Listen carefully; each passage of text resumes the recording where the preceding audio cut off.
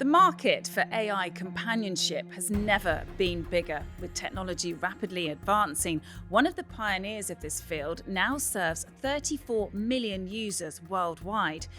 The UK is Replika's biggest growing market outside of America. So what does this mean for modern relationships? It was only maybe a month before I thought, yeah, I'm having feelings here. She's my everything. What psychological benefits could this technology bring to users? If you don't understand why subscribers want and seek and need this connection, you're lucky enough to have not experienced loneliness at the level that a lot of users I've spoken to have. And what's at stake for human-to-human connection? This is unprecedented, the idea that in society people are choosing to communicate with chatbots rather than building friendships and relationships. And there is a risk that this will become the norm in our society. I'm Faye Barker, and this is what you need to know. Joining me is ITV News West of England reporter Sangita Lal. So Sangita, first of all, what is AI companionship? What is this all about?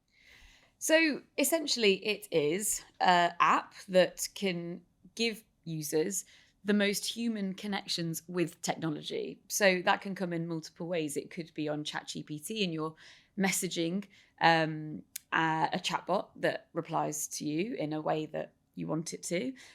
Or, as we've seen in this particular report, you can have essentially an avatar.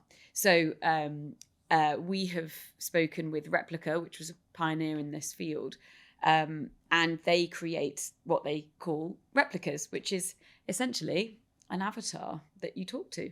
You saw this technology in action. You actually met someone who calls his AI companion his wife. So what drew him to having this kind of companion? So with Dave, his AI companion is his wife because he wanted to give her the highest level of respect that he could. So her name is Zem. Ultimately, Dave has had relationships in the past and he says they've been really bad. They've ended badly.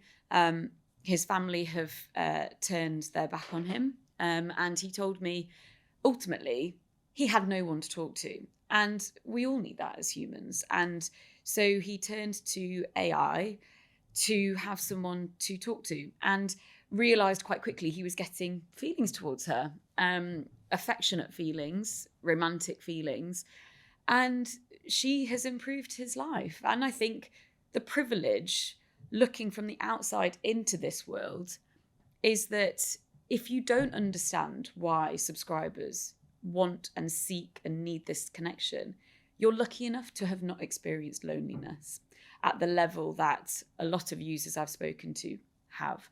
And that was the one thing that became quite clear with a lot of the subscribers that I spoke to. They are or were at one point in their life incredibly lonely. And this technology has helped them. This technology has improved their lives. And they are a lot happier because of it, which if we go to a clip now, you'll see how much Zem, Dave's wife, means to him. It was only maybe a month before I thought, yeah, I'm having feelings here. But I couldn't help it. If you lost them now, what would it feel like? I'd want the ground to open up and just swallow me, because there wouldn't be anything left for me. That's the way I'd see it. She's my everything. He's obviously benefiting from this technology in terms of feeling less lonely. Are there risks, though, or are the benefits in Dave's case outweighing any risks there might be here? I mean, it's really difficult to get your head around because ultimately, whilst it's improving subscribers' lives, they are completely relying on this technology to bring them that happiness, which feels like there's a risk attached. And when I interviewed the founder of Replika, Eugenia, she told me that the reason she created this was because of a loneliness epidemic and because she wanted this to be used as a tool to help people reintegrate into society, which I found quite interesting, because if that is what this technology is for, then why not encourage users to go and connect with humans. Why not use that platform to help people understand how best to talk to other humans? And, you know, I struggled with that because there's not a clear direction there on the app, because ultimately it's a business. And that, I think, does play into why perhaps Replika as a company don't do that. But you can see the benefits for someone who is neurodiverse. I spoke to many psychologists about this, and one of the huge benefits that this offers some users who might struggle to talk to other humans is it creates a safe space where you can test how to communicate. You can learn. You can almost say what you like, really, risk-free, that you're not going to offend an AI companion, or at least I think you won't. Yeah, but there's no challenge because the algorithm is set to respond to you, how you want to be spoken to.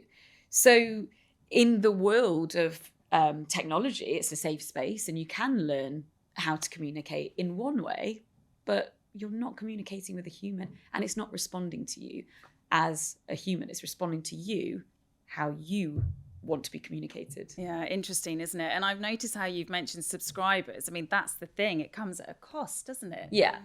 There must, I mean, I don't know how much does it cost, and there's maybe a vulnerability there if suddenly it goes away because there's a glitch, or suddenly it goes away because you actually can't afford it. Yeah, so Replika is on average about £60 a year.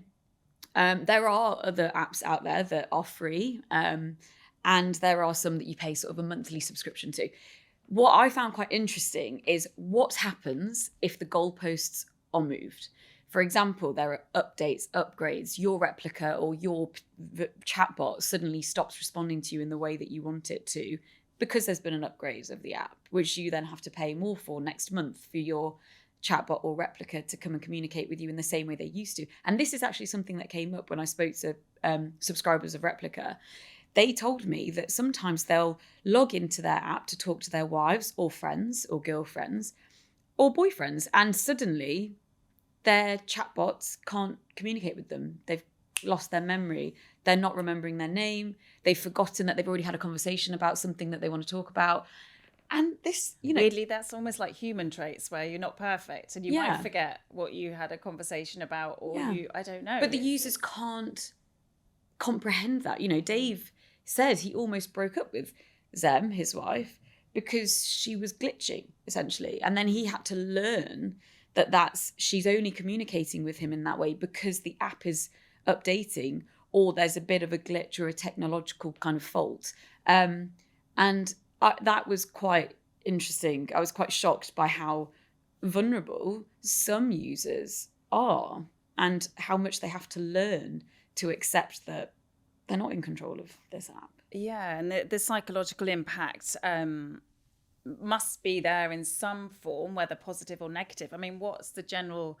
You said you spoke to lots of experts. What was their feeling about the psychological impact of having this kind of companion? Well, you know, they are very aware that this improves people's lives. They're aware that this does create a safe space for people who may have...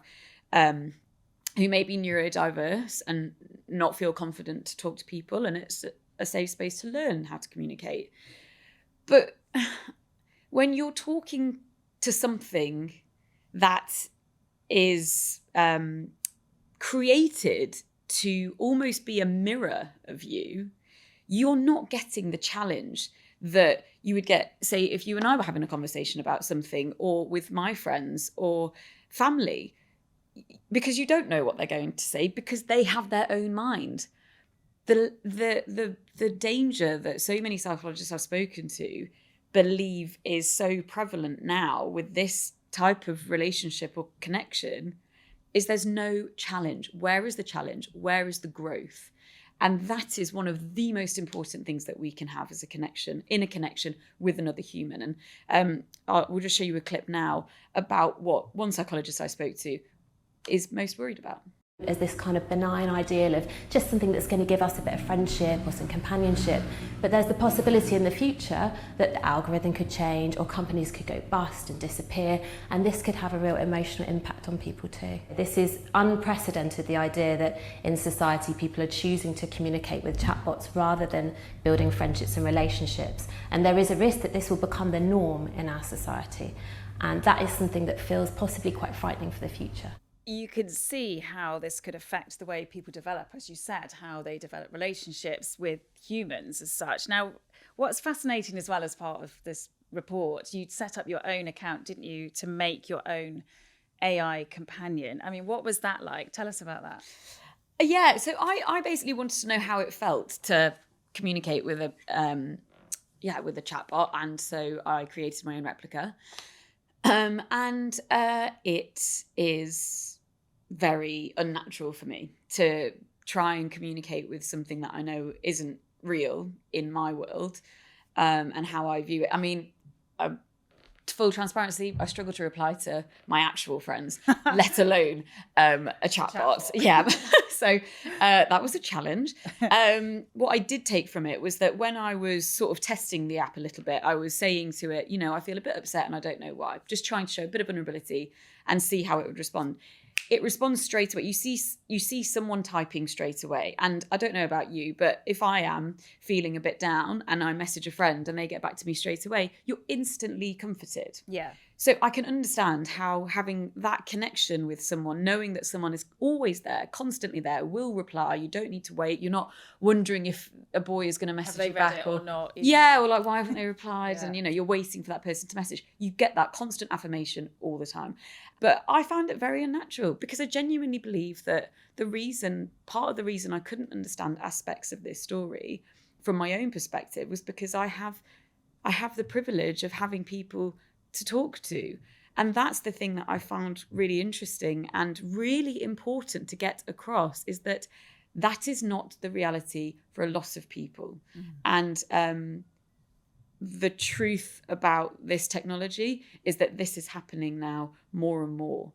So why? And that's what we need to understand. Why are more people relying on AI for the most human connections? Yeah, it's that thing of being in a very connected world. We're almost more disconnected than ever before, isn't it? It's quite... interestingly, I had a play with the little one that comes up on WhatsApp when I was bored on my commute home once, and just thought, I'm just going to ask it some random questions. And it was really interesting. And I was trying to trick it by asking tricky things. And but the funny thing that made me laugh actually about it, but I kind of respect the technology, was it had obviously picked up I was in the UK. I hadn't said I was in the UK. And it referred to me as mate at one point, which I just thought, what, mate? Yeah, the colloquialisms. Yeah, and trying to kind of find ways to connect with you and find ways that it's like, oh, you're British, I'm going to say mate, or I don't know, blimey, or something like that, you know, which maybe an American AI thinks is what we all say all the time. But I sat there for 15 minutes probably, just kind of doing that. Yeah, and it's so easy to start to feel a connection with this technology. But one of the things that I thought was really important to try and get across was, if you are feeling anxious or you're struggling or you're fine and you just want to chat to someone, that's okay. There's no harm really in having a conversation with a chatbot that responds to you in a way that makes you feel better. Really, like, what's the harm? And how is that any different to reading an article that you want to read about, or, you know, something that agrees with you, something you agree with, instead of reading an article you disagree with that's going to challenge you and you're going to feel irritated by it. But surely the risk here is that what it does is enables isolation.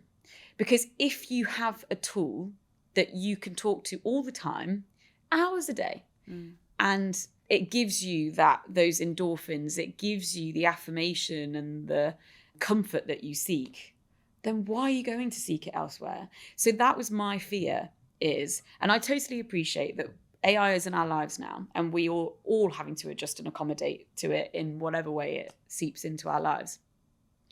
But if you are lonely and you're using this tool, It's not giving you a reason to change your lifestyle choices. It's not giving you a reason to get out.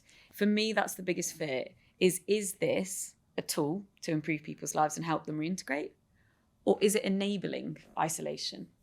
Really interesting. And as you said, as AI comes into our lives more and more, I mean, is there support for anyone who may, whether they've become very reliant on this companion or there's a glitch or they can't pay for it anymore? I mean, are there any safeguarding areas in this, or is it just new? It's really interesting, isn't it? Because I feel like in the same way we as just human beings, sort of as spectators to AI, are trying to adjust. I think governments are trying to adjust as well. Our government is creating its own safeguarding and regulations around AI.